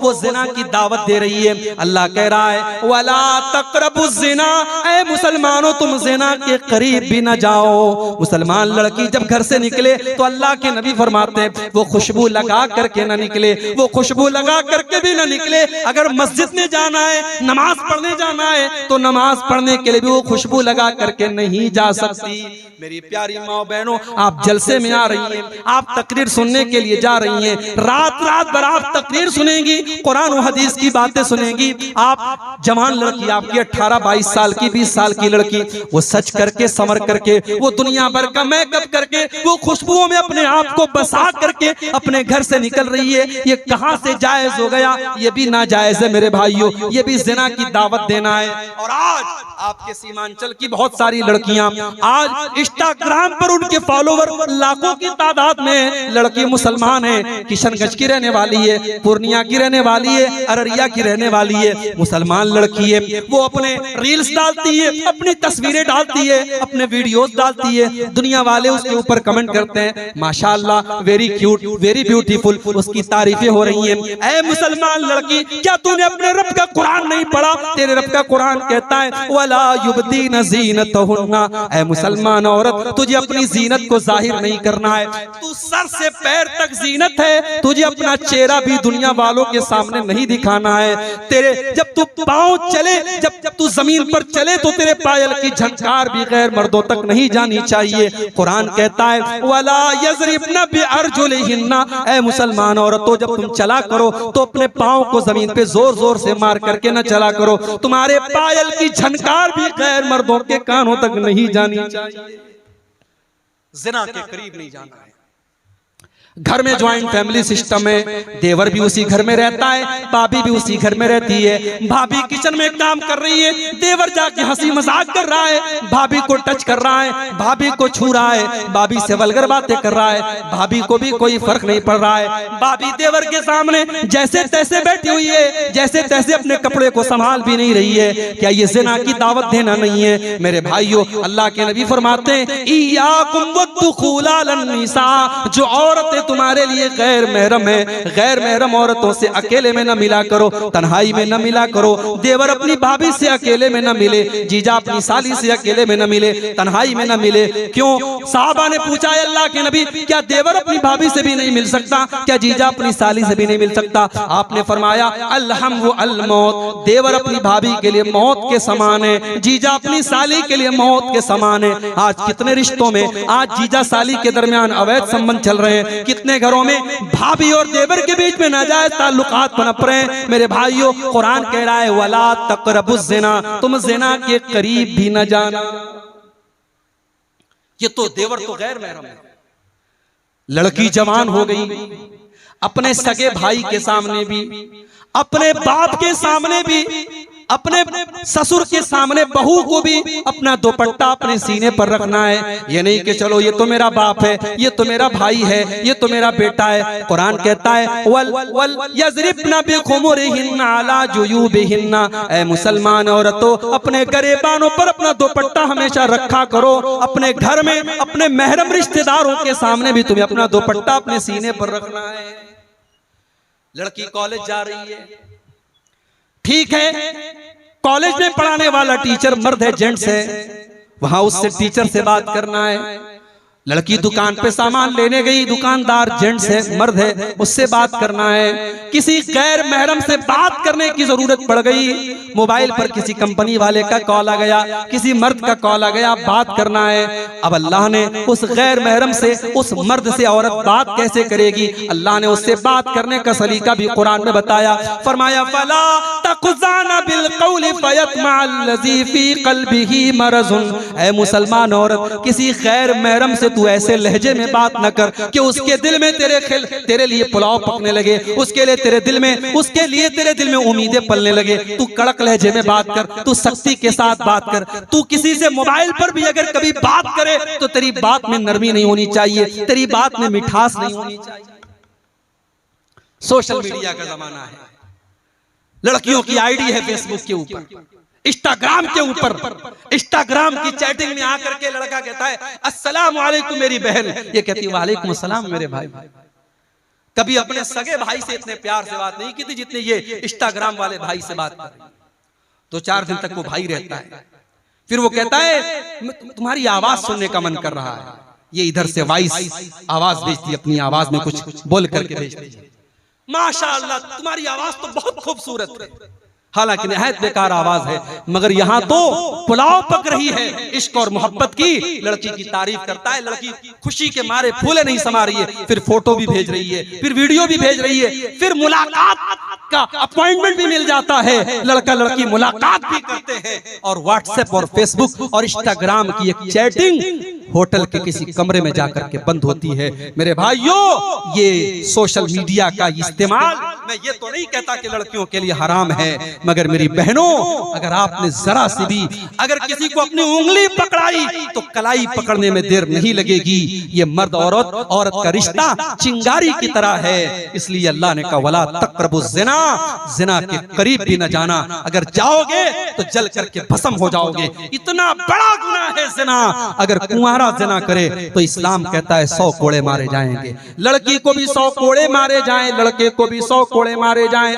भारत का कानून कहता है अगर आपस की सहमति से ज़िना हुआ है तो उसमें कोई आपत्ति नहीं है, कोई गुनाह नहीं है। इस्लाम ये कहता है अगर ज़िना हुआ है, अवैध संबंध कायम हुआ है, निकाह के बगैर अगर रिश्ता कायम हुआ है, लड़के को भी 100 कोड़े मारे जाएं, लड़की को भी 100 कोड़े मारे जाएं।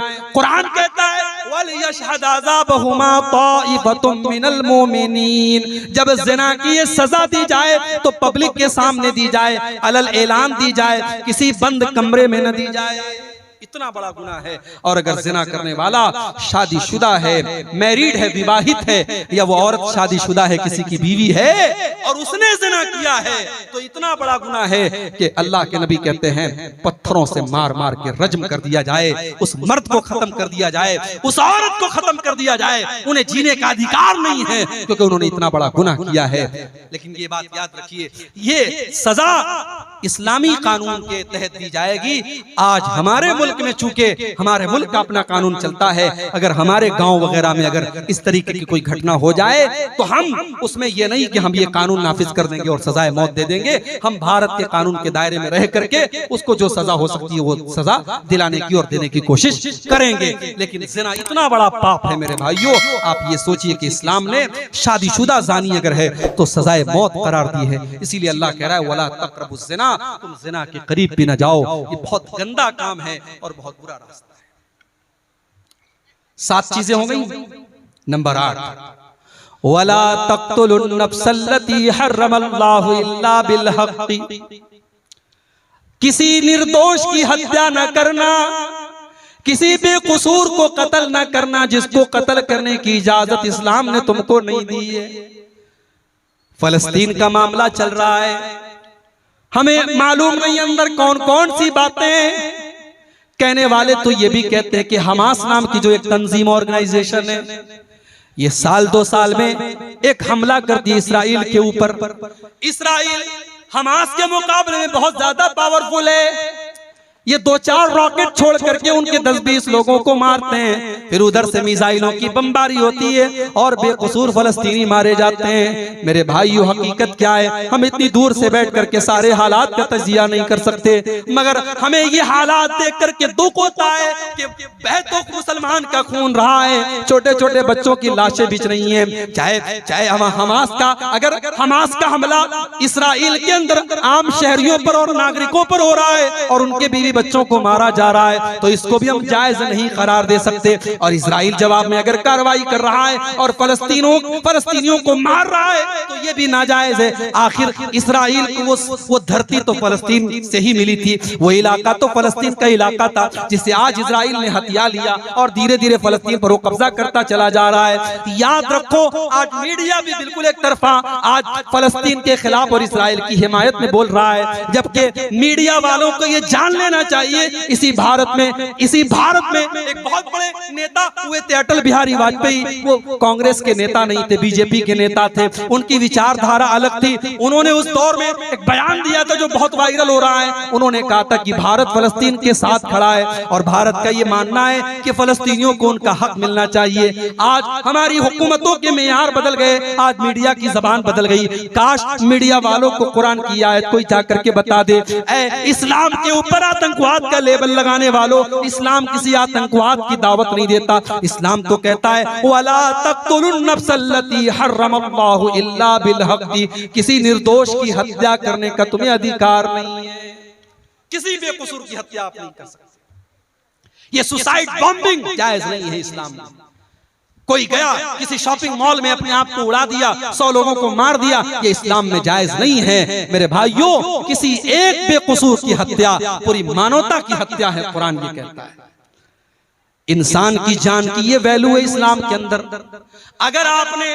अगर किसी एक इंसान की किसी ने हत्या कर दी तो हत्यारे को बदले में हत्या की जाएगी, कातिल को कत्ल किया जाएगा। वमन कुतिल मज़लूमन फ़क़द जअलना लिवलिय्यिही सुल्ताना फला युस्रिफ फिल क़त्ल इन्नहु काना मंसूरा। अगर कोई कत्ल हो गया तो उसके घर वालों को अल्लाह ने इजाजत दी है कि चाहे तो वो कातिल को कत्ल करवा दें, चाहे तो वो कातिल को कत्ल करवा दें, और चाहे तो कत्ल के बदले एक बहुत बड़ा अमाउंट जिसको दियत कहा जाता है वो दियत ले ले। ये अधिकार अल्लाह ताला ने जो इंसान कत्ल हुआ है, जो मकतूल है, उसके घर वालों को दिया है। तो ये 8वां हुक्म है मेरे भाइयों कि किसी की हत्या करने की हमें इजाजत नहीं। नंबर 9, वला तक़रबू मालल यतीम इल्ला बिल्लती हिया अहसन, और यतीम के माल के करीब न जाना, किसी यतीम का माल न हथियाना। हाय हाय, आज यतीमों के नाम पे बड़े बड़े इदारे चल रहे हैं और यतीमों के नाम पे बाहर से पैसा आ रहा है। यतीमों का पैसा लोगों की पॉकेट में जा रहा है, लोगों के पेट में जा रहा है। अगर किसी यतीम का माल आपने नाजायज तरीके से खाया, कुरान कहता है इन्नल्लज़ीना याकुलूना अम्वालल यतामा ज़ुल्मन इन्नमा याकुलूना फी बुतूनिहिम नारा। जो लोग यतीम का माल नाजायज तरीके से अपने पेट में भरते हैं, वो जहन्नम की आग अपने पेट में भर रहे हैं। वसयस्लौना सईरा, और अनकरीब वो जहन्नम की आग में डाले जाएंगे। यतीम बेचारा बेसहारा होता है, उसका बाप नहीं होता। कोई थप्पड़ लगा के निकल जाए, कोई पूछने वाला नहीं तुझे थप्पड़ क्यों मारा गया। बाप बहुत बड़ी दीवार होता है मेरे भाई। बाप ना हो तो बच्चा यतीम हो जाता है, यतीम का कोई नहीं होता। मेरे नबी यतीम थे, पैदा हुए तो बाप नहीं थे। मेरे नबी से बढ़ के यतीम का दर्द कौन समझ सकता था। इसीलिए अल्लाह के नबी ने फरमाया अना वकाफिलुल यतीम कहातैन, आपने 2 उंगलियों से इशारा करके फरमाया यतीम की परवरिश करने वाला, यतीम को पालने वाला जन्नत में मेरे साथ जाएगा। जैसे ये दोनों उंगलियां एक दूसरे के साथ मिली हुई हैं, यतीम की परवरिश करने वाला अल्लाह के नबी के साथ जाएगा। एक सहाबी आए अल्लाह के नबी के पास, कहा अल्लाह के रसूल, मेरा दिल बड़ा सख्त है, मेरा दिल बड़ा हार्ड है, मेरा दिल मुझे बड़ा कठोर मालूम होता है, मैं क्या करूं। अल्लाह के नबी ने फरमाया इमसा बेरासिल यतीम, जाओ किसी यतीम के सर पे मोहब्बत से हाथ फेर दो, तुम्हारा दिल सॉफ्ट हो जाएगा, तुम्हारा दिल नरम हो जाएगा। ये यतीम का मकाम है मेरे भाइयों। कुरान कहता है वला तक़रबू मालल यतीम इल्ला बिल्लती ही अहसन हत्ता यबलुगा अशुद्दा। अगर कोई यतीम आपकी यतीम की परवरिश आपने अपनी जिम्मेदारी में ले ली है और यतीम का माल भी आपको मिला है, तो यतीम के माल में से खर्च न करो। जब यतीम बड़ा हो जाए, जब जवान हो जाए, उसका माल अमानत है, उसकी अमानत उसको लौटा देना। तो ये 9 चीज हो गई। नंबर 10 वअफ़ू बिल अहद इन्नल अहद कान मसऊला।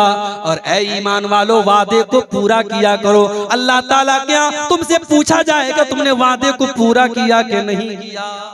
आज वादा कौन पूरा करता है? मुसलमान से ज्यादा वादा खिलाफी करने वाला कौन है मेरे भाई? आज हमारी पहचान बन गई कि हमारी जबान की कोई वैल्यू नहीं। कल इसी भारत के अंदर, इसी मुल्क के अंदर मुसलमान अपनी जबान से पहचाना जाता था, आज हमारी जबान की कोई वैल्यू नहीं रह गई। मेरे प्यारे साथियों, अल्लाह के नबी वादे के इतने पक्के थे कि आप बद्र के लड़ाई में, बद्र के मैदान में 313 आपके साथी थे और दुश्मन की तादाद 1000 थी। एक एक सहाबी की अल्लाह के नबी की नजर में बड़ी कीमत थी। 2 सहाबी आपके पास आते हैं, अरे अल्लाह के नबी हमें दुश्मनों ने गिरफ्तार कर लिया था और जान बचाने के लिए हम वादा करके आए हैं कि हम लड़ाई में आपका साथ नहीं देंगे। अरे अल्लाह के नबी हम जान बचाने का वादा करके आए थे, लेकिन हम आपका साथ देना चाहते हैं, हम लड़ना चाहते हैं। आपने फरमाया नहीं नहीं, मोहम्मद का मानने वाला वादा खिलाफी नहीं कर सकता। जाओ, मेरे साथियों की तादाद कम है, मैं इसको बर्दाश्त कर लूंगा, मगर मैं वादा खिलाफी करके तुमको जंग में शामिल नहीं कर सकता। आपने दोनों को वापस कर दिया। ये थी मेरे नबी की। मेरे नबी इस तरीके से अपने वादे को पूरा करते थे। वादे का एक मकाम होता है मेरे भाई, वादे की वादा खिलाफी करने वाला मुनाफिक होता है। मुनाफिक की निशानी है जब बात करे तो झूठ बोले, जब वादा करे तो वादा खिलाफी करे, और जब अमानत रखी जाए तो खयानत। 9 चीजें हो गई। 10वीं चीज फरमाया वअफ़ू बिल कौलि इज़ा वअफ़ू बिल कैल इज़ा किल्तुम वज़िनू बिल क़िस्तासिल मुस्तक़ीम। और ऐ ईमान वालो, जब तुम कोई सामान नाप करके दिया करो तो पूरा पूरा नाप करके दिया करो, उसमें कोई कमी न किया करो। वज़िनू बिल क़िस्तासिल मुस्तक़ीम, और तुम्हारा तराजू बिल्कुल सही होना चाहिए। आज मुसलमान का तराजू भी सही नहीं, उसकी नाप तौल भी सही नहीं। आज कितने ऑनलाइन जुआ के ऐप आ रहे हैं, हमारा नौजवान जुआ खेल रहा है। कोई क्रिकेट पे जुआ लगा रहा है, कोई फुटबॉल पे जुआ लगा रहा है, कोई टेनिस पे जुआ लगा रहा है। अब तो ऑनलाइन जुआ खेला जा रहा है। और ये जुआ, इसको इतना ग्लैमराइज कर दिया गया, बड़े बड़े फिल्मी एक्टर उसका ऐड करते हैं। नौजवान देख करके सोचता है यार इतने बड़े बड़े खिलाड़ी ऐड कर रहे तो सही होगा, और फौरन उसमें पैसा लगाता है। कितने मुसलमान नौजवानों ने करोड़ों रुपए बर्बाद कर दिए। हमारे यूपी के अंदर मऊ एक जगह है, मऊ का एक नौजवान सुसाइड कर लेता है इसी जुए की लत में आकर के। मेरे भाइयों, जुआ चाहे ताश के पत्तों से खेला जाए, चाहे सट्टेबाजी के जरिए खेला जाए, चाहे ऑनलाइन ऐप के जरिए खेला जाए, जुआ हराम है, नाजायज है, उसकी कमाई नाजायज है। हलाल तरीके से बिजनेस करो मेरे भाई। अल्लाह कह रहा है ज़ालिका खैरुन व अहसनु तावीला। नाजायज तरीके से अगर तुम पैसा कमा भी लोगे, वो पैसा तुम्हें अच्छे अंजाम तक नहीं पहुंचा पाएगा। हलाल तरीके से पैसा कमाओ, जायज तरीके से पैसा कमाओ, इसका अंजाम बेहतर है। उसके बाद फरमाया वला तक़्फ़ु मा लैसा लक बिही इल्म वला तक़्फ़ु मा लैसा लक बिही इल्म। जिस चीज की तुम्हें जानकारी नहीं है उस चीज के पीछे मत पड़ो। इन्नस्समा वल बसरा वल फुआद कुल्लु उलाइका कान अन्हु मसऊला। अल्लाह ताला के कान का भी हिसाब लिया जाएगा। कानों से क्या सुना था आपने, ईयरफोन कानों में लगा लिया, क्या क्या गाने तुम सुन रहे हो, क्या क्या चीजें तुम सुन रहे हो। आज तो गाली गलौज भी सुना जा रहा है, आज तो ऐसी ऐसी वेब सीरीज आ गई उसमें गाली गलौज भी दिया जा रहा है, वल्गर बातें भी की जा रही हैं। तुमने अपने कानों में हेडफोन लगाकर और ईयरबड लगा करके तुमने क्या क्या सुना है, अल्लाह क्या उसका भी हिसाब देना पड़ेगा। इन्न समा वल बसरा, तुमने आंखों से मोबाइल की स्क्रीन पर क्या क्या देखा था। हो सकता है तुमने ब्राउजर की हिस्ट्री से डिलीट कर दिया, हो सकता है तुमने यूट्यूब की हिस्ट्री से डिलीट कर दिया, हो सकता है तुमने फेसबुक के रिकॉर्ड से डिलीट कर दिया, लेकिन तुमने फेसबुक पर क्या क्या देखा, तुमने यूट्यूब पर क्या क्या देखा, तुमने मोबाइल की स्क्रीन के ऊपर क्या क्या देखा, अल्लाह के फरिश्ते सब रिकॉर्ड कर रहे हैं, किरामन कातिबीन सब नोट कर रहे हैं, और अल्लाह के उसका भी हिसाब देना पड़ेगा। वल फुआदा, और तुम्हारे दिल और दिमाग में कौन कौन से गुनाहों की प्लानिंग चली थी, कौन कौन से गुनाहों का तुमने इरादा किया था, कौन कौन से गलत काम करने की तुमने प्लानिंग की थी, अल्लाह के उसका भी हिसाब देना पड़ेगा। इस एक आयत को हम सामने रखें तो शायद मोबाइल का गलत इस्तेमाल करना हमारा नौजवान बंद कर दे। अल्लाह क्या हिसाब देना पड़ेगा मेरे भाई। कहीं ऐसा ना हो कि हमारे मोबाइल का गलत इस्तेमाल हमारी नेकियों को बर्बाद कर दे, हमारी नमाजों को बर्बाद कर दे, हमारे हज और उम्रे को बर्बाद कर दे। बड़ा नाजुक दौर है मेरे भाई। 3 साल के बच्चे से लेकर के 70 साल का बूढ़ा आज मोबाइल इस्तेमाल कर रहा है, और वो क्या देख रहा है मोबाइल पर, वो या तो उसका मोबाइल जानता है या उसका रब जानता है, और अल्लाह सब हिसाब लेगा। इन्न समा वल बसर वल फुआद कुल्लु उलाइका काना अन्हु मसऊला, तुम कानों से, आंखों से और दिल से क्या कर रहे हो, सबका हिसाब देना पड़ेगा। नंबर 14, वला तमशी फिल अर्ज़ि मरहा, और जमीन में तुम अकड़ करके न चला करो। जमीन में तुम अहंकार के साथ, गुरूर के साथ और तकब्बुर के साथ न चला करो। इन्नका लन तखरिकल अर्ज़ा, तुम जमीन को फाड़ नहीं सकते। वलन तबलुगल जिबाला तूला, और पहाड़ के ऊपर तुम चढ़ नहीं सकते। तुम तकब्बुर किस बात का करते हो, तुम घमंड किस बात का करते हो। जितना भी पैसा कमा लो, जितना भी नाम कमा लो, हो तो तुम मिट्टी से पैदा हुए, हो तो तुम एक हकीर पानी के कतरे से पैदा मखलूक हो, तुम इंसान हो, तुम्हें तकब्बुर जेब नहीं देता, तुम्हें गुरूर और घमंड सूट नहीं करता। तुम तकब्बुर न करना, अकड़ करके न चलना। अल्लाह को कोई घमंडी पसंद नहीं, कोई तकब्बुर करने वाला पसंद नहीं है। ये 14 बातें अल्लाह ने बयान की, और 14 बातें बयान करने के बाद अल्लाह ने फरमाया कुल्लु ज़ालिका काना सय्युहु इंद रब्बिका मकरूहा। मेरे बंदो, ये 14 बातें मैंने बयान कर दी हैं, इसमें जो गलत बातें हैं, इसमें जिन बातों से तुमको मना किया गया है, वो अल्लाह ताला को बहुत ज्यादा नापसंद है, उनसे बच करके रहना। ज़ालिका मिम्मा औहा इलैका रब्बुका मिनल हिकमा, ऐ नबी ये हिकमत की बातें हैं जो आपका रब आपको बता रहा है।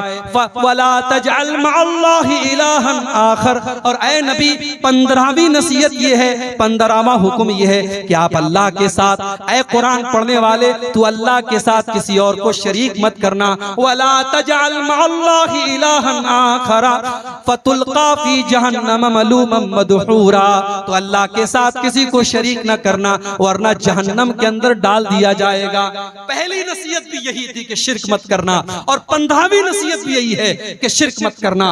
मतलब ये हुआ कि हमारी जिंदगी में भी तौहीद रहनी चाहिए, और मरते दम तक तौहीद रहनी चाहिए। हमारा खात्मा भी तौहीद पर होना चाहिए, सारी जिंदगी हम तौहीद पर रहे, और खात्मे के टाइम अगर हमने शिर्क कर दिया तो हम बर्बाद हो जाएंगे। इसलिए पहली नसीहत भी ये थी कि अल्लाह के साथ किसी को शरीक मत करना, और 15वीं नसीहत भी यही है कि अल्लाह के साथ किसी को शरीक मत करना। तो मेरे भाइयों, ये सूरह बनी इस्राइल की आयत नंबर 23 से लेकर के 39 तक टोटल 17 आयतें मैंने आपके सामने पढ़ी हैं, और उन 17 आयतों की रोशनी में 15 नसीहतें मैंने आपके सामने बयान की हैं। मैं उम्मीद करता हूं इन 15 नसीहतों पर हम सब अमल करने की कोशिश करेंगे। इसमें हमारे अकीदे की भी इस्लाह है, हमारे अमल की भी इस्लाह है, हमारे घरों की भी इस्लाह है, हमारे अखलाक की भी इस्लाह है। इन 15 बातों को अगर हम अमल कर लें इन पर, इंशाअल्लाह हमारी जिंदगी बदल जाएगी। आइए हम अल्लाह से दुआ करें, रब्बुल आलमीन इन 15 नसीहतों पर हम सबको अमल करने की तौफीक अता फरमाए। रब्बुल आलमीन हमें हर किस्म के शिर्क से, बिदअत से, खुराफात से अल्लाह ताला महफूज रखे। रब्बुल आलमीन जो हमें बीमार है उनको शिफा अता फरमाए। रब्बुल आलमीन कहने सुनने से ज्यादा अमल की तौफीक अता फरमाए। आमीन। व आखिर दावाना अनिल हम्दुलिल्लाहि रब्बिल आलमीन। वस्सलामु अलैकुम व रहमतुल्लाह।